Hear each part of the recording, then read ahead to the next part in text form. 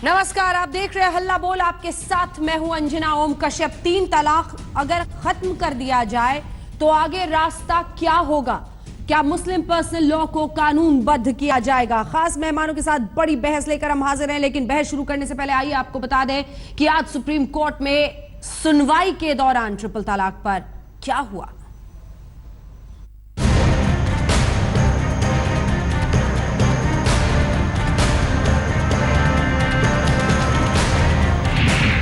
क्या 3 तलाक इस्लाम का आधारभूत हिस्सा है?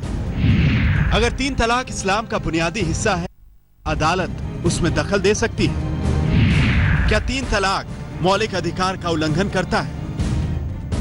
यही हैं वो 3 सवाल जिनके इर्द गिर्द चीफ जस्टिस JS खेहर समेत सुप्रीम कोर्ट के 5 न्यायाधीशों की संवैधानिक पीठ ने 3 तलाक के मुद्दे पर सुनवाई शुरू की। कोर्ट ने शुरुआत में ही साफ कर दिया कि वो बहुविवाह के मुद्दे पर विचार नहीं करेगी, क्योंकि बहुविवाह का मुद्दा 3 तलाक से संबंधित नहीं है। हालांकि सर्वोच्च अदालत ने कहा कि जरूरत पड़ने पर हलाला पर सुनवाई की जाएगी। सर्वोच्च अदालत में बहस के दौरान याचिकाकर्ताओं ने कहा कि अगर 3 तलाक इस्लाम का मूलभूत हिस्सा होता तो कई मुस्लिम देशों में इस पर रोक न लगी होती। इस पर कोर्ट ने कहा कि वो 3 तलाक पर बैन लगाने वाले देशों के कानूनों पर नजर डालेगा। जो शरिया लॉ है उसका कोडिफिकेशन हो जाना चाहिए ताकि एक्चुअल शरिया का जो सही फॉर्म है वो लोगों के सामने आ जाए और इसके हिसाब से हमारे जो देश की कानून व्यवस्था है वो चले। मुसलमान और मुसलमान लोग जो हैं वो मेन स्ट्रीम में आए और जो एक तरीका है न्याय मांगने का उस तरीके को अडॉप्ट करें। सुप्रीम कोर्ट में 3 तलाक पर चल रही सुनवाई में निजी तौर पर सुप्रीम कोर्ट की मदद कर रहे पूर्व केंद्रीय मंत्री सलमान खुर्शीद ने कोर्ट में कहा, ट्रिपल तलाक कोई मुद्दा ही नहीं है, क्योंकि तलाक से पहले पति और पत्नी के बीच सुलह की कोशिश जरूरी है। अगर सुलह की कोशिश नहीं हुई तो तलाक वैध नहीं माना जा सकता। एक बार में 3 तलाक नहीं, बल्कि ये प्रक्रिया 3 महीने की होती है। इस पर जस्टिस रोहिंटन ने खुर्शीद से पूछा, क्या तलाक से पहले सुलह की कोशिश की बात कहीं कानूनबद्ध है? इसके जवाब में खुर्शीद ने कहा, नहीं। लंबी जिरह के बीच कोर्ट ने सरकारी वकील से पूछा, अगर हम 3 तलाक को गैर कानूनी घोषित कर दें तो आगे का रास्ता क्या है? इस पर केंद्र की तरफ से कहा गया कि एक समुदाय की महिलाओं को मौलिक अधिकार से वंचित नहीं रखा जा सकता।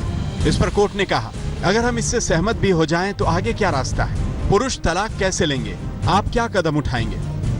कुल मिलाकर कोर्ट ने पहले दिन ही साफ कर दिया कि धर्म के दायरे में आने वाली मान्यताओं से कोई छेड़छाड़ नहीं की जाएगी, लेकिन महिलाओं के मौलिक अधिकार और 3 तलाक के बेजा इस्तेमाल पर जरूर विचार किया जाएगा। संजय शर्मा के साथ अहमद अजीम, दिल्ली, आज तक।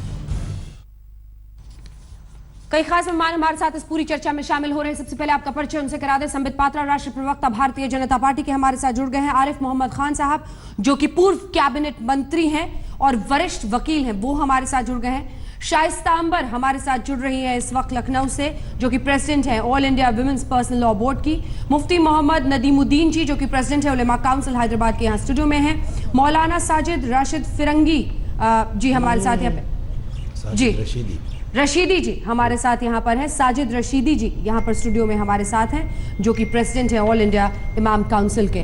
मैं सबसे पहले आपके पास आना चाहती हूँ संबित पात्रा जी, क्योंकि कोर्ट ने आज ये कहा है कि अगर इसे बैन कर दें तो फिर सेंटर ये बताए कि आखिर क्या तरीका होगा फिर एक पुरुष के पास तलाक हासिल करने का, क्या होगा फिर रास्ता? मतलब आज क्या समझ में आ रहा है, क्योंकि कोर्ट ने इसको 2 तरीके से देखा है। साफ कहा है कि या तो ये मानवाधिकार का मामला है या तो ये धर्म से जुड़ा हुआ मामला है। दोनों ही तरीके में सरकार की क्या परिस्थिति है, क्या पोजीशन है, कैसे आगे बढ़ेगी? देखिए, पहले तो मैं कहना चाहूँगा कि इस पूरे मसले में किसी प्रकार का कोई राजनीति यहाँ नहीं होना चाहिए, हम भी नहीं करना चाहेंगे। ये प्रधानमंत्री जी की सख्त हिदायत है हम सबको। और दूसरी बात है कि इसको एक एकेडमिक एंगल से और महिला संरक्षण, उनका किस प्रकार सशक्तिकरण हो सके, उनका न्याय मिल सके, उनको डिग्निटी मिल सके, उस आधार से इसको देखने की आवश्यकता है। धार्मिक चश्मे से भी हमें इसे देखने की आवश्यकता नहीं होनी चाहिए। देखिए, सुप्रीम कोर्ट ने क्या कहा, जहाँ तक मैं भी मीडिया के माध्यम से जानता हूँ, क्योंकि हम तो वहाँ जाके सुन नहीं सकते, हमने जो सुना है कि सुप्रीम कोर्ट ने ये पूछा है कि उन्होंने एक बात कही है कि ट्रिपल तलाक जो है ऑन 1 सिटिंग, इस पे वो सुनवाई कर रहे हैं। तलाक के खिलाफ नहीं कर रहे हैं। बिल्कुल, तलाक इज साफ डाइवोर्स, तलाक तलाक तो हाँ। ठीक है, तलाक तो कहीं आप तलाक कहिए कहीं डाइवोर्स कहिए, वो अलग बात है। क्या ये एक सिटिंग में जो 3 बार हो जाता है, 3 बार कह के एक सिटिंग में या व्हाट्सएप के माध्यम से उस पर वो कर रहे हैं, ये मीडिया के माध्यम से मैं जाना हूं। अगर सेंट्रल गवर्नमेंट से उन्होंने कोई सवाल पूछा है तो गवर्नमेंट के जो वकील हैं वो इस पे बोलेंगे। उससे पहले हम लोग जानते भी नहीं है स्टैंड क्या है, वो वकीलों का स्टैंड होता है। देखिए, जब पूरा केस शाहरा बानो और बाकी लोगों के माध्यम से कोर्ट में गया था तो सुप्रीम कोर्ट ने 2 संस्थानों से एफिडेविट मांगा था। एक तो सेंट्रल गवर्नमेंट से एफिडेविट मांगा था कि सरकार का स्टैंड क्या है, और दूसरा all India personal law board से मांगा था। ये जो एफिडेविट मैं आपके पास लेके आया हूं, ये सरकार का स्टैंड है। सरकार ने इसमें बड़ा स्पष्ट कहा है कि हम संविधान को मानते हैं और संविधान जो कहती है कि जेंडर इक्वालिटी, महिला और पुरुष बराबर बराबर हैं और महिलाओं का अधिकार का ये विषय है, महिलाओं को डिग्निटी के साथ दिए जाना चाहिए। इन विषयों पर इस पूरे एफिडेविट में सरकार ने कहा है। और 22 ऐसे देशों का जिक्र किया है जहां आर्बिट्रेशन इत्यादि के माध्यम से ट्रिपल तलाक को डाइल्यूट किया है। कोर्ट ने कहा भी है कि हम उसको स्टडी करेंगे कि उस देश में कानून क्या है। आरिफ मोहम्मद खान साहब, मैं आपके पास अब आना चाहती हूं, क्या आप भी मानते हैं कि महिलाओं के अधिकार का मुद्दा है? धर्म में इसे समेट देने से, पर्दा डालने देने से नहीं चलेगा मामला, ये महिलाओं के बुनियादी अधिकारों का मामला है। हाँ साहब। बेशक ये महिलाओं के नहीं, बल्कि मैं कहूँगा कि ये मानवीय अधिकारों का मामला है। इसलिए कि ये संभव नहीं है कि एक वर्ग के मानवीय अधिकार सुनिश्चित हों, उसको सेफगार्ड किया जाए, और किसी एक वर्ग का के मानव अधिकारों का उल्लंघन होने दिया जाए। और मुझे लगता है कि कहीं ना कहीं थोड़ा कंफ्यूजन है। जो आपने सवाल पूछे हैं जी, चूंकि ये देखिए, कुरान जो है वो धर्म ग्रंथ है। धर्म ग्रंथ इन मामलों साधारणतया इन मामलों की को विस्तार में नहीं जाते हैं, लेकिन तलाक का मामला ऐसा है, चूंकि इससे पूरा परिवार प्रभावित होता है, बच्चों का भविष्य प्रभावित होता है, तो कुरान ने यही एक मामला ऐसा है जिस पर बहुत विस्तार से इसकी प्रक्रिया क्या होनी चाहिए उसको बताया है। मैं कुरान से मैं अपनी राय नहीं देना चाहता इस मामले में, क्योंकि जब हम ये कहते हैं कि कोई इस्लामी कानून है तो इस्लामी कानून को आवश्यक रूप से कुरान के मुताबिक होना चाहिए। वो कुरान का उल्लंघन नहीं कर सकता। तो मेरे पास है ये चैप्टर 4 में आयत है कुरान में, जिसमें कहा गया है कि अगर तुम्हें कोई इस बात का खतरा हो कि दोनों में संबंध खराब हो रहे हैं, इनको समझाओ बुझाओ, इनसे बिस्तर पर अलहदगी इख्तियार कर लो, इनको मिसालें दे के समझाओ, फिर उसके बाद जब ये प्रोसीजर फेल हो जाए तो कहा है कि फिर एक पति के तरफ से और एक पत्नी की तरफ से आर्बिट्रेटर अपॉइंट होना चाहिए। वो इस मामले में जाएं। जब वो भी फेल हो जाए तब कहा है कि अब तलाक दे सकते हो, लेकिन तलाक तो दे सकते हो मगर अगले 3 महीने तुम्हें, ये सूरह तलाक की पहली आयत है कि तलाक तो दे सकते हो, लेकिन तुम्हें 3 महीने अगले साथ रहना होगा ताकि तुम अपने इस फैसले पर पुनर्विचार कर सको। और तुम नहीं, और इनको खान साहब, अगर आप मुझे इजाजत दे तो मैं काउंटर क्वेश्चन आपसे करना चाहती हूँ। जी बताइए। क्योंकि आपने शुरू किया ये कहते हुए कि हाँ ये बुनियादी अधिकार है, फिर आपने ये भी बता दिया कि ये कुरान में है, फिर आप सही तरीका, सर एक सेकंड, आपने पढ़ के सुनाया है, आपने ये भी बताया कि ये सही तरीका है। अब सवाल ये है कि जो जमीन पर हो रहा है वो ना तो सही तरीका है और ना ही उसे महिला के बुनियादी अधिकार के रूप में देखा जा रहा है कि वो किससे, आप खान साहब जानते होंगे, लीगल एड नहीं है, कैसे वो कानूनी जंग लड़े, उन औरतों के पास इतना पैसा नहीं है, उनको इंस्टेंट तलाक दे दिया जाता है बिना समझाए हुए, बिना देखे हुए, बिना गौर किए हुए कि कुरान में सही तरीका क्या लिखा हुआ है। अब इस परिस्थिति में क्या हो, किधर खड़े हैं आप, साफ स्पष्ट बताइए, बैन हो या नहीं ये ट्रिपल तलाक? बैन के मैं तो बैन नहीं कहता, मैं तो कहता हूं बैन तो होना ही चाहिए। लेकिन इसको जो कोई 3 तलाक दे उसको फिर, अगर न्यायालय का कायदे में तो पार्लियामेंट का कानून होना चाहिए कि जो 3 तलाक देगा ये कॉग्निजेबल और पनिशेबल ऑफेंस होगा, इसमें सजा दी जाएगी। पहले पूरी बात कहने दीजिए, आपने इतनी लंबी कही है। पनिशेबल ऑफेंस होगा, क्योंकि जब तक हम उस आदमी को जो 3 तलाक देता है उसको जब तक हम जेल नहीं भेजते हैं तब तक इस पे कोई रोक लगानी मुमकिन नहीं है। और अगर हम सुप्रीम कोर्ट औरतें जा रही हैं तो इसीलिए तो जा रही हैं क्योंकि उनके अधिकारों का उल्लंघन हो रहा है। हाँ, ठीक है। साजिद रशीदी साहब, आप सहमत हैं जो इस तरह से ट्रिपल तलाक दे, जो भी नियम है उसको नहीं फॉलो करते हुए, तो उसको सजा दी जाए? बिल्कुल। देखिए 3 और भारतीय कानून ये सजा देगी? नहीं, एक सिटिंग में 3 तलाक देना, इस पर हमारे खलीफा दोम हजरत उमर के जमाने में 40 कोड़े थे, सजा आपने मेरा सवाल सुना? मैंने सुना कि भारतीय कानून बने और कानून के तहत हम फिर सजा मुकर्रर करें कि जो भी ट्रिपल तलाक इस तरह से दे रहा है उन्हें सजा बिल्कुल बिल्कुल होना चाहिए। हम भी कहते हैं इस बात को। हाँ। ऐसा कोई कानून बनाया जाए, अगर कोई एक सिटिंग में 3 तलाक दे रहा है तो उस पर एक सजा मुकर्रर की जाए, 2 साल 3 साल, और कैदे बामुशक्कत दी जाए उसको, ताकि ये जो गलत मिसयूज हो रहा है ये सब खत्म। ये असल जानकारी न होने का सब कारण है। जानकारी चूंकि लोगों को नहीं है कि हम जो निकाह करते हैं वो निकाह सिर्फ मियाँ बीवी बन जाए इसलिए निकाह नहीं है। निकाह का मतलब ये है कि आपको एक पूरी जिंदगी साथ गुजारनी है। हाँ। जो औरत के हक हैं वो मर्द को पहचानना चाहिए, जो मर्द के हक हैं वो औरत को पहचानना चाहिए। हाँ। कुछ बातें मर्द को माननी चाहिए, कुछ औरत को माननी चाहिए। जहां उन बातों में कहीं ना कहीं मिस कम्युनिकेशन हो जाता है तो फिर ये तलाक की नौबत आती है। हाँ। उसमें भी जो एक प्रोसीजर है कुरान का, जैसे आरिफ साहब ने बताया, उस कुरान के प्रोसीजर को ही फॉलो करना चाहिए क्योंकि हम कुरान को मानते हैं। मतलब इस लाइन से अगर आगे बढ़े तो नदीमुद्दीन जी ट्रिपल तलाक को बैन नहीं कीजिए, यही है? देखिए, ट्रिपल तलाक 1 सिटिंग ये मौलिक अधिकारों का हनन है, रूल ऑफ लॉ का हनन है, शरीयत का हनन है, इस्लाम का हनन है। इस्लाम में कहीं नहीं है कि 3 तलाक देके औरत को घर से बाहर निकालना चाहिए। अब सरकार का तर्क क्या है, मुस्लिम पर्सनल बोर्ड का तर्क क्या है, तर्क कुतर्क में बच जाइए। ये है कि पीड़ित के साथ न्याय कैसा हो। अब अगर आप सजा भी दे दें, 2 साल 3 साल जेल से निकल के आएगा, फिर वो शादी करेगा, फिर ट्रिपल तलाक देगा? नहीं, इसके मेंटेनेंस का कुछ जिम्मेदारी ली जाए। जब तक मेंटेनेंस के लिए आप कुछ नहीं करेंगे, लोग तलाक देते रहेंगे। देखिए, इस्लाम में इंटरनेट है, टेलीफोन है, इस तरह की जितनी तलाक है इस पर सुप्रीम कोर्ट बैन लगाए। और जब तक बैन नहीं लगाए बैन लगाए, हम इसका समर्थन करते, इस्लाम समर्थन करता है। सरकार को चाहिए कि कानून लाए इसके लिए। नहीं सुनिए, शाहबानो एक्ट में आप बदलाव करें। शाहबानो एक्ट में आप बदलाव नहीं करते। सरकार पहले अपना स्टैंड बताए। अभी मोदी जी कह रहे हैं कि नहीं मुसलमान हल करें, सामने आए, तो फिर आपने मैनिफेस्टो में इसको मुद्दा क्यों बनाया?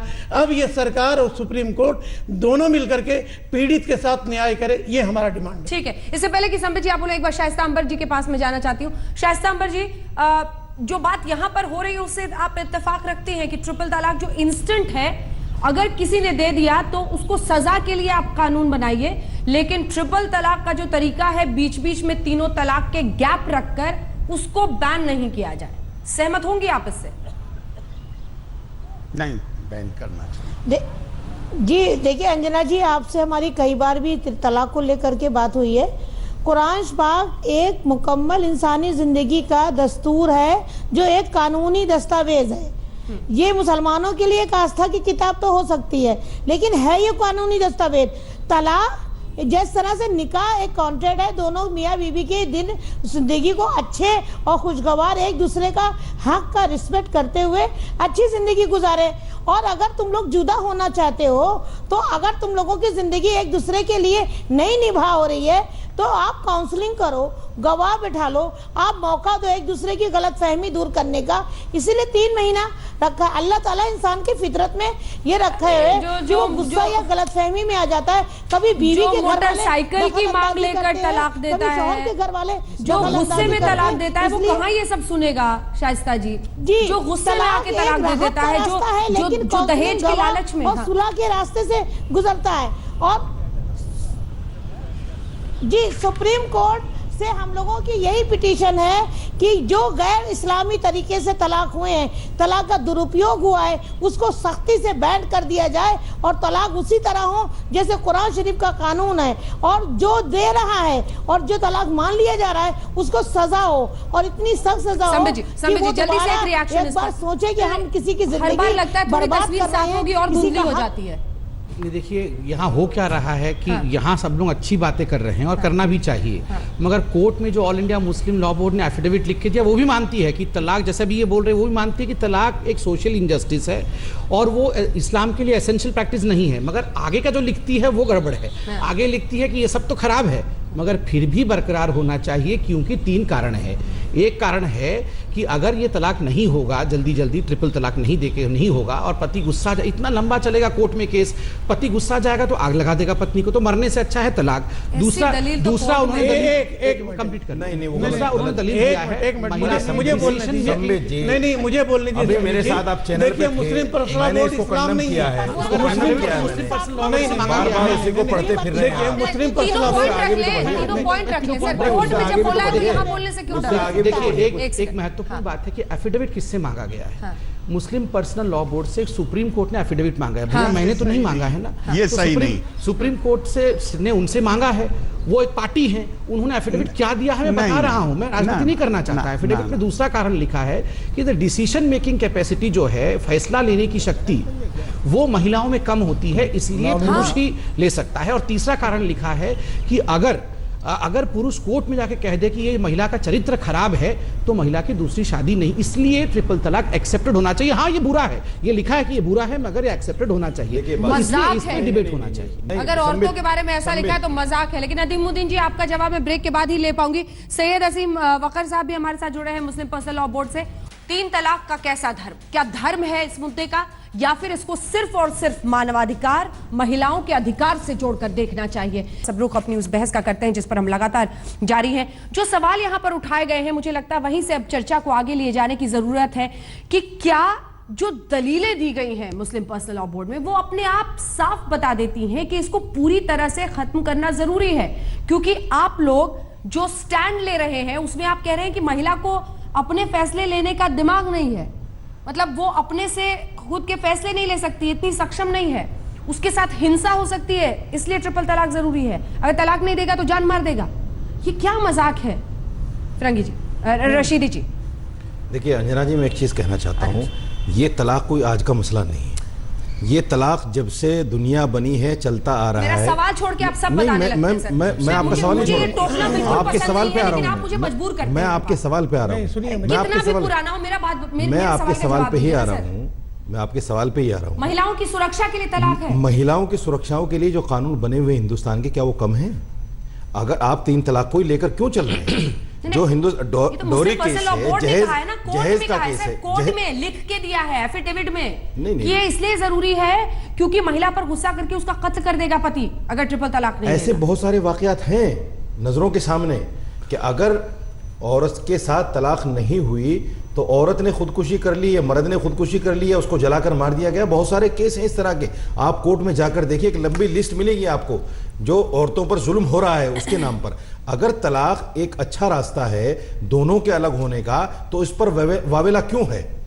मैं सिर्फ ये कहना चाहता हूँ कि जो गलत है सिंगल सीटिंग में, उस पर आप सजा मुकर्रर करना चाहते हैं। गरीब आदमी है, चोरी करता है, चोरी के बिना उसका पेट नहीं भरता, तो उसको भी लीगल कर दें। मतलब ये कैसी लीगल कैसे हो सकता है? आप मुझे बताइए। अच्छा आप ही बताइए ना, ये कैसे लीगल हो सकता है कि आप कह दें कि वो मार देगा जान से इसलिए ट्रिपल तलाक? नहीं, हिंदुस्तान के कानून में किसी का मर्डर करना जुर्म है, लेकिन फिर भी आदमी गुस्से में कर देता है, फिर भी आदमी मजाक में कर देता है, क्या उसको सजा नहीं मिलती?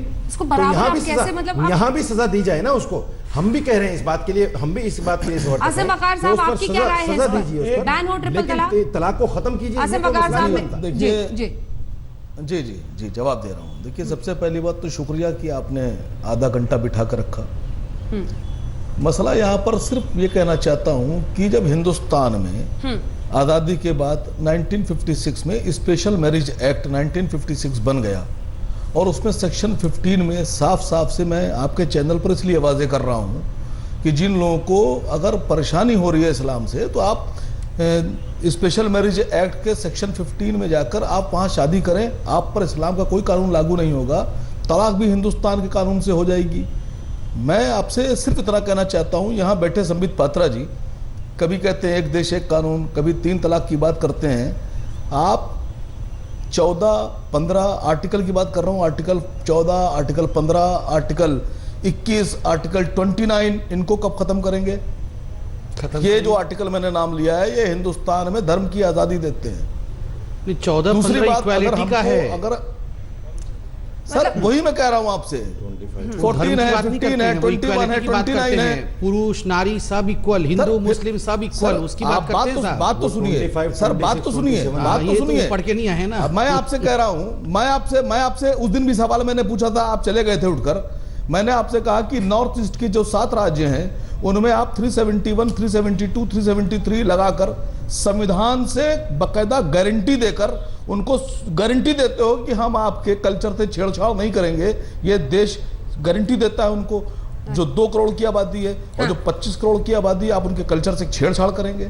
ये कहाँ की आप इक्वालिटी की बात करते हैं? कौन सी इक्वालिटी? आप इस्लाम के साथ छेड़छाड़ कर रहे हैं, ठीक है सर, सवाल समझ गए सर।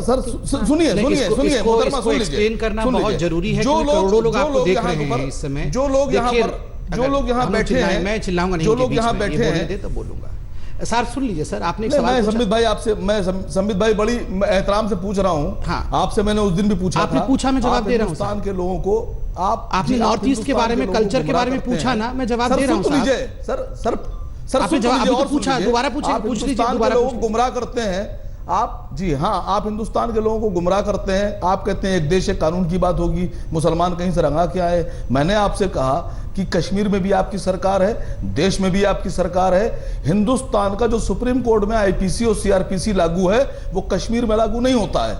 एक देश एक कानून की बात करने वाले लोग इस पर चुप क्यों हैं? कहाँ इस पर चुप क्यों हैं आप? मैं आपसे पूछ रहा हूँ। मैं पूछ लिया आपने, कितनी बार पूछेंगे साहब? जवाब दे दूं, सुन लीजिए। सर कैसे? अच्छा और पूछेंगे? अरे बहुत देर मैंने सुना है सर। अच्छा, ये बात आधे घंटे की है कि आधे घंटे बैठे हैं तो 10 मिनट बोलेंगे। एक सवाल और पूछ लूं सर, एक सवाल और पूछ लीजिए, उसके बाद आप बोलिएगा। पूछ लीजिए। हिंदुस्तान में 2011 का जो सर्वे है, उस सर्वे के अनुसार हिंदुस्तान में 20 लाख गैर मुस्लिम ऐसी औरतें हैं जिनके शौहर ने उनको तलाक भी नहीं दी है और उनको अधिकार भी नहीं दिया है बीवी होने का। उनकी जिंदगी नरक करके छोड़ी हुई है। ऐसे लोगों के बारे में कौन सोचेगा? असद ओवैसी साहब सोचेंगे, 3-4 प्रश्नों के उत्तर दे दूं। आसिम वकार सोचेंगे। इनकी लड़ाई अब हम लड़ने जा रहे हैं जिन लोगों ने अपनी पत्नियों से शादी तो की है, इनको तलाक भी नहीं दी है, आप क्यों नहीं लड़ रहे हैं? उनकी जिंदगियां नरक करके आप आर्टिकल बता रहे हैं, आप लड़ नहीं रहे हैं। सही बहस हो रहा है, क्यों नहीं लड़ रहे? कर लेगा। जवाब सुनिए संबित जी, आपसे सवाल किया है सीधे सरकार से। मैं सब जवाब दे रहा हूँ। देखिए, पहली बात ही जो कहते हैं कि कल्चर, दूसरों को कल्चर पे हमने उनका प्रोटेक्शन दिया है, तो हम ये इस्लाम के साथ कोई खिलवाड़ नहीं कर रहा है। बहुत रेस्पेक्टेबल रिलीजन है। राइट्स और रिचुअल्स, इनमें फर्क करिए। रिचुअल्स, जलीकट्टू वो रिचुअल है, ये महिलाओं का राइट है। कृपया करके महिलाओं के अधिकार को, कल्चर में हम कैसे नमाज पढ़ेंगे, हम कैसे पूजा करेंगे, ये रिचुअल है। इसलिए राइट्स और रिचुअल्स को अलग रखिए। पर्सनल लॉ में अडॉप्शन कैसे होगा, आपको प्रॉपर्टी राइट क्या होगी, आपकी एलिमनी क्या होगी डाइवोर्स के बाद, डाइवोर्स कैसे दिया जाएगा, ये पर्सनल लॉ में आता है। कृपया करके इसको पढ़ के आइए। ये राइट्स का विषय है, ये रिचुअल का विषय नहीं है। दूसरा विषय है, आपने सर मैं आपको सुन लीजिए, उत्तर सुन। दूसरी बात है, आपने कहा कि आप कुछ महिलाओं की लड़ाई लड़ना चाहते हैं। आप कुछ महिलाओं की लड़ाई लड़ना चाहते हैं जिनको अपने पतियों ने शायद अधिकार नहीं दिया। 20 लाख महिलाओं की लड़ाई हम लड़ना चाहते हैं। कृपया लड़िए ना, ये तो इंडिपेंडेंट कंट्री है। आप जाके देखिए, सायरा बानू ने हिम्मत दिखाया और सायरा बानू कोर्ट में गई। बहुत सारी महिलाएं जो मुस्लिम समाज से हैं वो कोर्ट में गई, तभी तो ये डिबेट हो रहा है। ये डिबेट कोई संबित पात्रा कोर्ट में थोड़ी गए थे साहब। बात करते हैं, अरे 4 करोड़ 30 लाख ऐसी बेवाएं हैं जिनको हिंदुस्तान में दूसरी शादी का अधिकार मिलना चाहिए। हाँ तो चाहिए ना कोर्ट में, बिल्कुल कोर्ट में जाइए साहब। कोर्ट में साहब, आप कोर्ट में जा सकते हैं, वो भी कोर्ट में जा सकती हैं, कोई मना नहीं है। मगर आप क्या बातें कर रहे हैं, पहले आप सोच लीजिए। उनको रात 7 दिन रखते हैं, इनकी लड़ाई कौन लड़ेगा? इसको सुप्रीम कोर्ट को आप लड़ सकते हैं साहब, आप जाके सुप्रीम कोर्ट में केस दायर कर सकते हैं। बीवियों को तलाक भी नहीं दी है और नरक की जिंदगी दी है, ऐसे मर्दों को सजा होना चाहिए, इन पर एक केस चलना चाहिए। बताइए क्या विषय है, क्या बोल रहे हैं? माफ कीजिएगा, या तो आप बड़े ही नासमझ हैं, या आप बात को समझना नहीं चाहते हैं, या आप दूसरी तरफ मोड़ कर चाहते हैं कि आपका जो मन में आए आप बोलिए। अगर उन महिलाओं के अधिकारों के लिए, एक सेकंड सुनिए, आप बहुत देर बोला आपने। अगर आपको महिलाओं के अधिकारों की चिंता है तो जाइए लड़िए उनके लिए कोर्ट में। पर इस तरह की बात मत करिए कि आप जाके उन बेवाओं की शादी करा दीजिए। मजाक बना रखा है आपने। अगर मैं मजाक बना रखा है, बात करती है, मैं आपकी महिला की बात आपके लिए हंसी मजाक की बात होगी, आपके लिए हंसी मजाक की बात होगी। हंसी मजाक की बात होगी। आप कैसे औरतों के बारे में ऐसे बात कर सकते हो कि उनकी जाके शादी करवाइए? कोई भेड़ बकरी की बात हो रही है? मैं आपसे कह रहा हूं कि 20 लाख महिलाओं को उनके शौहरों ने तलाक नहीं दी है, उनके शौहरों ने उनको बीवी का हक नहीं दिया है। आप मजाक करती हैं, आपको ऐसी औरतें नहीं दिखाई पड़ती हैं? अरे आप केस करिए ना। आपके साथ कुछ परेशानी है? 430 लाख कुछ हमारी परेशानी औरतें है? हिंदुस्तान में बेवा हैं, परेशानी उनकी है? शादी नहीं हो रही है, परेशानी आप है? उनको मजाक करती हैं, आप धोखा दे रही हैं। आपके नजर में मुसलमान महिलाएं हैं, और जो हिंदू महिलाएं हैं, क्रिश्चियन महिलाएं हैं, इनको आप महिला नहीं मानती हैं। आप सियासत छोड़िए, आप एंकर हैं, मेरे शब्द रिपीट मत कीजिए, आप एंकर हैं, आप शब्द रिपीट मत कीजिए, आप समझाइए। मेरे शब्द रिपीट मत कीजिए, तो पूरे मुल्क की महिलाओं की बात मेरे होगी, शब्द रिपीट मत कीजिए, तो हर धर्म की महिला की बात होगी, बिल्कुल होगी। और जो जाएंगी कोर्ट, उनकी बात इस वक्त हो रही है। आप जाइए उन महिलाओं की तरफ से कोर्ट में, आप जाइए उन महिलाओं की तरफ से कोर्ट में। इसी केस में सुप्रीम कोर्ट को यह भी संज्ञान में लेना चाहिए कि जिन महिलाओं सुप्रीम कोर्ट को क्या करना चाहिए ये भी आप समझा दीजिए। बिना तलाक दिए छोड़कर सबके विवेक पर सवाल खड़ा कर दीजिए। बीवी का 20-20 साल से 15-15 साल से वो अलग जिंदगी गुजार रही है, तलाक भी नहीं हुई है, शादी भी नहीं हो रही है। ऐसी महिलाओं की लड़ाई लड़ना पड़ेगी, सुप्रीम कोर्ट को संज्ञान में लेना पड़ेगा इसको। ऐसे लोग हैं सामने आरिफ साहब, जिनकी ऐसी सोच है, जैसे आप यहाँ पर हाथ डालेंगे और ये सवाल खड़ा करेंगे क्योंकि महिलाएं कोर्ट में गई हैं, महिलाओं की बात महिलाओं के लिए, जी हाँ, जिनकी ऐसी सोच है जो हिंदू महिलाओं और धर्म से ही जुड़ा हुआ, जिनकी ऐसी सोच है। देखिए पहले एक बात सुनिए, तलाक इस्लाम का पार्ट है, तलाक इस्लाम का हिस्सा है, डबल तलाक इस्लाम का हिस्सा नहीं है। कुरान शरीफ पढ़िए, सूरह अल बकरा पढ़िए, देखिए तलाक इस्लाम का हिस्सा आरिफ है। साहब मुझे लगता है एक बार आप इसका जवाब दें। आरिफ साहब मैं मेले में शरीक नहीं हो सकता, बात कर सकता हूँ, आपको सारी बातें सामने आ जाएंगी। देखिए तलाक मेला तो बना ही दिया आसिम साहब ने, मेला तो बना ही दिया चीख चिल्लाकर। दरअसल हम सब कोशिश कर रहे थे कि एक सार्थक बहस इस पर हो, लेकिन आरिफ साहब सवाल ये है कि ऐसे ही लोग हैं जो इसको अपोज करते हैं। नहीं देखिए, आखिरकार इस हर्डल को कैसे पार किया जाए? क्योंकि वो इसको धर्म में एक तो आप बहुत ज्यादा बोलती हैं, आपको सवाल पूछने चाहिए। आप सुनिए, अगर आप सवाल पूछ रही हैं तो सुनिए। बोलिए। देखिए एक बड़ा भारी मसला ये है कि हम लोगों को पूरी चीज की जानकारी नहीं है। संविद महापात्रा जी कह रहे हैं कि सुप्रीम कोर्ट ने मुस्लिम पर्सनल लॉ बोर्ड से एफिडेविट मांगा, ये बात सही नहीं है। मुस्लिम पर्सनल लॉ बोर्ड तो जबरदस्ती पार्टी बनता है ताकि वो अपना ये क्लेम साबित कर सके कि वो अकेले स्पोक्समैन है। तो मुझे बहुत क्यों नहीं बने? मुझे बहुत खुशी बनना चाहिए, मुझे बहुत खुशी है, नहीं आपको मुझे बहुत खुशी। देखिए ये बीच में ना बोले वरना तो मैं रुक जाऊंगा। इनका काटिए आप माइक। आप पार्टी क्यों नहीं बने? हेलो, आप पार्टी ठीक है, आपने सवाल पूछ लिया, उनको जवाब देने दीजिए। ठीक है, बोलिए। वो कह रहे हैं कि आप क्यों नहीं पार्टी बने? जो लोग सार्थक चाहते हैं वो क्यों नहीं पार्टी बने? अब वो भी उन्हें पता चल जाएगा। बुनियादी बात जो है वो ये है, या आपने मुझसे ही कहा कि आप स्पष्ट बताइए। अरे भाई मैं तो 86 से लड़ रहा हूँ ट्रिपल तलाक के खिलाफ। ट्रिपल तलाक में बार बार कहता हूँ, मैं बार बार कहता हूँ। ये चीख क्यों रहे भाई, ये चीख क्यों रहे? सीनियर आदमी है, उनको बोलने दीजिए ना उनको। मुस्लिम पर्सनल, मुझे आज ये खुशी है कि आज ऐसी सरकार है जो मुस्लिम पर्सनल लॉ बोर्ड को इस्लाम या मुसलमानों का प्रतिनिधि नहीं मान रही और उनके कहने पे वो नहीं जा रही। मुझे इस बात की खुशी है। लेकिन सुप्रीम, अगर हम ये मानेंगे कि सुप्रीम कोर्ट ने एफिडेविट मांगा तो ये तो ऐसे लगेगा जैसे सुप्रीम कोर्ट उनको मान रहा है। नहीं, सुप्रीम कोर्ट ने कभी एफिडेविट नहीं मांगा, ये खुद गए हैं एफिडेविट लेके।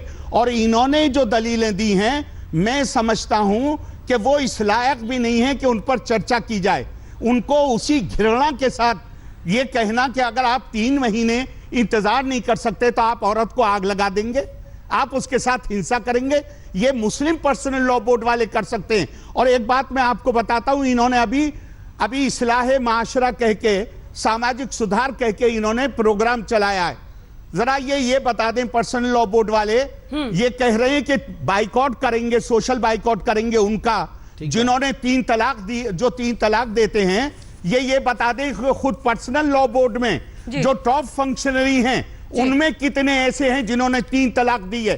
क्या उनका ये करेंगे, क्या उनका बाइकआउट करेंगे? आपकी इसी बात के साथ इस कार्यक्रम का अंत करना पड़ेगा। दरअसल सबको अंदर झांकना पड़ेगा और जो सवाल आपने अंत में उठाया है उसी के साथ इस चर्चा का मैं अंत करना चाहती हूँ। ट्रिपल तलाक पर आप देख रहे थे हमारी ये विशेष पेशकश। देश दुनिया की बाकी खबरों के लिए आप देखते रहिए आज तक, लेकिन सबसे तेज खबरों के लिए लॉग इन कीजिए www.aajtak.in पर। देखते रहिए आज तक।